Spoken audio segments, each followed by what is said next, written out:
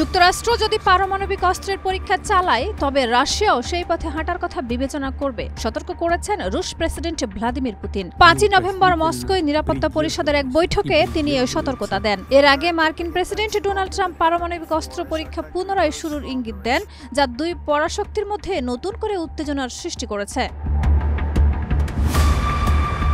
বৈঠকে পুতিন রাশিয়ার প্রতিরক্ষা, পররাষ্ট্র মন্ত্রণালয় এবং গোয়েন্দা সংস্থাগুলোকে যুক্তরাষ্ট্রের পারমাণবিক পরীক্ষার পরিকল্পনা সম্পর্কে বিস্তারিত তথ্য সংগ্রহের নির্দেশ দেন। পাশাপাশি সম্ভাব্য পরীক্ষার প্রস্তুতি বিষয়ে প্রস্তাবনা তৈরির নির্দেশও দেন তিনি।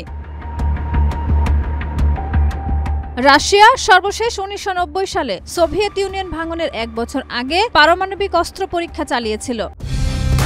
কালার এক্সপার্ট, জর্জ স্যাপ এবং মাইল্ড অন হ্যান্ডস টেকনোলজি সমৃদ্ধ অরিক্স ক্রিস্টাল ওয়াশ আপনার লন্ড্রি এক্সপার্ট।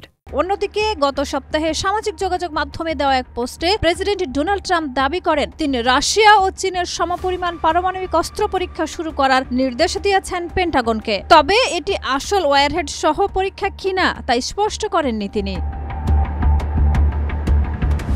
নিরাপত্তা পরিষদের বৈঠকে রুশ প্রতিরক্ষা মন্ত্রী আন্দ্রেই বেলুসভ আর্কটিকের নাভায়া জেমুলিয়া দ্বীপপুঞ্জে পারমাণবিক পরীক্ষার প্রস্তুতি শুরুর প্রস্তাব দেন। জবাবে পুতিন বলেন, যুক্তরাষ্ট্র যদি পরীক্ষা চালায় রাশিয়াও পিছিয়ে থাকবে না। এর আগে গত অক্টোবরে তিনি দুটি পরীক্ষামূলক কার্যক্রম তদারকি করেছিলেন, যদিও তাতে বাস্তব ওয়ারহেড ব্যবহার হয়নি।